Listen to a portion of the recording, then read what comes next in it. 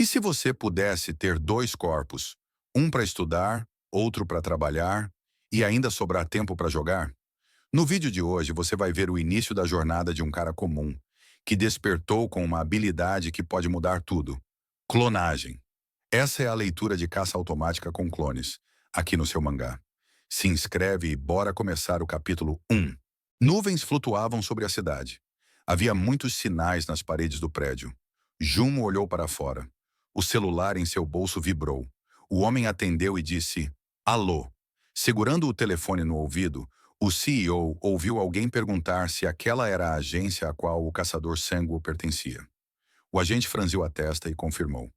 O gerente do território dos Slimes pediu que ele fosse imediatamente e parasse seu cliente. Os olhos do gerente se arregalaram de choque ao saber que o clone estava caçando há 24 horas seguidas. Jumo pegou seu casaco e disse que iria o mais rápido possível.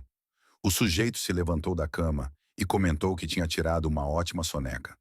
O jovem olhou para o celular e percebeu as mensagens, achando que seu duplo havia se esgotado. Sentado em posição de lótus, o estudante leu as mensagens. Seus olhos se arregalaram de choque e ele perguntou por que havia tantas.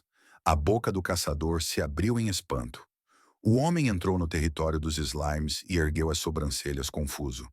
Havia muitos frascos de líquido vermelho espalhados pelo chão. O CEO da JM levou a mão ao queixo e se perguntou se o duplo havia enchido todos os tanques em apenas um dia.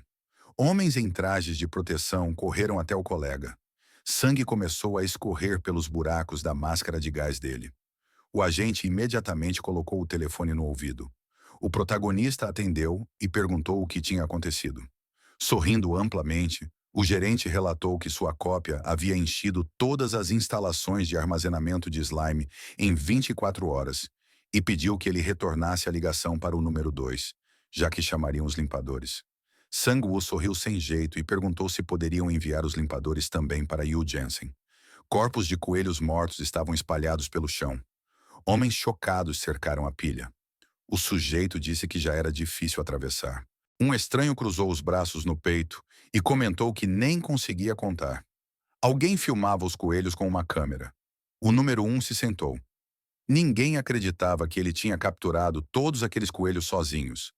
Alguém se aproximou e disse que suas habilidades eram simplesmente incríveis. O homem lhe entregou um cartão de visita e se apresentou. Colocou a mão no peito e perguntou se o caçador pertencia a alguma guilda. O clone ficou em silêncio, olhando à frente. O líder da equipe de recrutamento sorriu nervoso e decidiu ser paciente, já que a maioria dos talentosos era estranha. O homem atrás dele cruzou os braços e foi embora. Havia uma multidão de representantes de diferentes guildas por perto. Um deles explicou que aquele homem não falaria com ninguém. O membro da guilda do Urso Marrom abriu a boca em surpresa. Os homens começaram a praguejar. Nesse momento, o jovem colocou um container ao lado de seu duplo. O desperto olhou para cima e disse que eram balas extras. Havia muitas balas na caixa. O caçador pediu ao duplo que continuasse caçando e entregasse os corpos ao agente. O protagonista colocou a mão em seu ombro e o elogiou pelo excelente trabalho. O clone ergueu as mãos de alegria. O número 1 pegou novamente a arma. As pessoas ao redor arregalaram os olhos de surpresa ao ver que ele havia retomado a caçada. Elas se aglomeraram para observá-lo caçar. Havia muitos livros no Sana. Ele percebeu que havia subestimado as capacidades de seus clones. Sobre a mesa havia materiais de estudo. O rapaz refletiu sobre o fato de que agora os duplos recebiam 50% de suas características, o que significava que deveriam ser metade mais fracos que ele. Segurando uma caneta, o garoto notou que eles se destacavam por um desejo automático de concluir tarefas e pela capacidade de tomar decisões sem hesitar. O estudante deixou a caneta cair quando alguém o chamou e perguntou o que havia de errado. Hang inclinou a cabeça e perguntou no que ele estava pensando, entregando-lhe um papel. O desperto se desculpou e disse que os resultados dela haviam melhorado desde o último encontro. A garota ficou feliz, mas ainda queria uma resposta à sua pergunta. O protagonista apoiou-se na mão e disse que havia visitado os campos de caça e que tudo tinha dado muito melhor que o esperado. A garota arregalou os olhos e perguntou se ele era caçador. Ela se levantou da mesa e disse que não sabia disso. A estudante pegou o celular e perguntou se seu professor conhecia o caçador de quem todos estavam falando na internet. Sang-woo perguntou de quem exatamente ela falava. O garoto se engasgou quando a estudante mostrou um vídeo do deus do tiro, o olho de águia Yu Jensen. Os olhos do rapaz se arregalaram de surpresa, e ele perguntou quem era. O vídeo mostrava uma pilha de coelhos. Hang disse que todos na internet estavam enlouquecendo com aquilo, e que essa pessoa já havia matado mais de 200 coelhos até o momento da gravação, o que era suficiente para estabelecer um novo recorde. Pessoas filmavam o número 1 com seus celulares, mas o clone não dizia uma palavra quando tentavam fazer perguntas. O duplo puxou o boné e apenas disse, Olho de Águia Yu Jensen. As pessoas ao redor decidiram que esse era seu apelido. A estudante arregalou a boca em horror, olhando para o celular, e disse que sonhava em se tornar caçadora. O protagonista perguntou se ela já havia despertado. A garota desviou o olhar e respondeu que havia conseguido a licença, mas tinha medo de ir aos campos de caça. Ela arrumou o cabelo atrás da orelha e perguntou se seu professor poderia caçar com ela, caso conseguisse uma boa nota.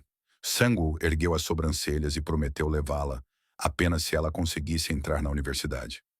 A estudante sorriu feliz e perguntou se era verdade.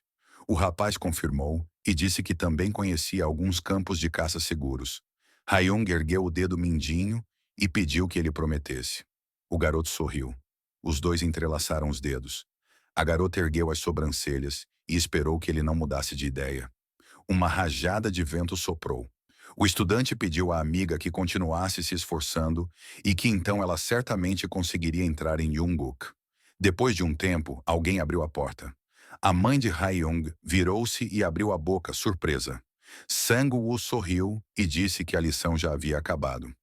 Hyung espiava por trás da porta e ouviu o protagonista chamá-la de talentosa e dizendo que não havia nada com que se preocupar. Sang-woo se virou e disse que voltaria na segunda-feira.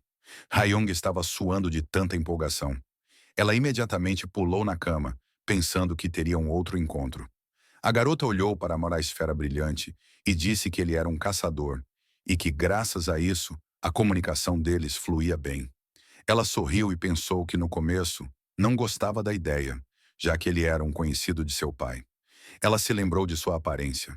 Recordou como ele apontava para o caderno e explicava algo. Hyung lembrou-se do sorriso dele. Ela corou profundamente, achando-o gentil, bom explicador e também bonito. Baixou a cabeça e suspirou. Depois levantou-a e exclamou que precisava se esforçar. Após um tempo, a noite caiu. O protagonista entrou no abrigo e perguntou se haviam terminado de coletar os corpos. O diretor Junmo abriu a boca de espanto ao vê-lo. O protagonista se aproximou e perguntou se eles também estavam lá. Junmo ergueu a mão e perguntou onde ele estava, já que deveria estar supervisionando a coleta. Ele apontou o dedo para o clone do protagonista e perguntou se era ele o gerente daquele verme. Junmo se colocou à frente e perguntou quem o homem era. O sujeito franziu a testa e disse que era um caçador cuja presa havia sido roubada. Ele olhou para a metralhadora e disse que todos os coelhos com chifres em que mirou foram mortos por ele, e por isso a caçada de hoje foi um fracasso completo. E disse que achava justo receber uma compensação por suas despesas. Uma gota de suor escorreu pela bochecha de Junmo. Ele levou a mão ao queixo e comentou que parecia que tinham escolhido o lugar errado. O protagonista disse que não sabia que havia pessoas assim. Ele levou a mão ao queixo e refletiu. O protagonista olhou para ele e disse que tinha uma ideia. O homem franziu a testa e se perguntou, descontente, sobre o que eles cochichavam. Estendeu a mão e disse que tinha consciência, e por isso só queria 10% dos lucros. A boca do protagonista se abriu. O estranho franziu a testa e perguntou por que ele estava rindo. Sang-woo colocou a mão no ombro do clone e disse que o rapaz não apareceria por alguns dias. Depois apontou para o lado e disse ao Sr. Junmo que precisavam ir, mas o homem começou a gritar furioso. Eles o ignoraram, e o protagonista perguntou por que não iam se sentar na cafeteria da esquina. O estranho ficou enfurecido. Ele ergueu a mão e gritou para Sang-woo não o ignorar. O protagonista franziu a testa e os olhos do número 1 brilharam. Seu punho atingiu o rosto do clone. O homem deu um soco no clone do protagonista. O clone voou com um impacto, batendo em várias caixas como uma bola. Por fim, colidiu com a parede e parou. Sangue começou a escorrer da boca do número 1. O homem arregalou a boca e gritou que não havia batido tão forte assim. Sang-woo segurava o celular e gritava sobre como o homem havia sido cruel. Abriu a boca e disse que aquilo era um ato de violência em um campo de caça sagrado e que as pessoas não deixariam passar tão fácil. O estranho olhou ao redor preocupado. O protagonista fechou os olhos e exclamou que seria terrível se o vídeo vazasse na internet, ao mesmo tempo em que pensava que seria uma notícia chocante. O homem franziu a testa e abaixou a cabeça. O protagonista mostrou o vídeo para ele. O homem permaneceu cabisbaixo, e Sango sugeriu que se separassem em bons termos. O sujeito finalmente rangeu os dentes e se resignou. Depois de um tempo, eles estavam sentados em um café. O protagonista arregalou os olhos e perguntou sobre a guilda Hsong. Jeonmo apontou e disse que acreditava que o caçador que os havia atacado hoje pertencia a essa guilda. O clone também estava sentado ao lado deles. E Jeonmo comentou que, como era da Hsong, o protagonista estendeu a mão e perguntou como Jeonmo sabia que o homem era da guilda Hsong. O agente lembrou-se do homem sentado atrás dele e disse que o caçador o vigiava desde que ele foi coletar os corpos. Uma lágrima escorreu por sua bochecha e ele ficou preocupado.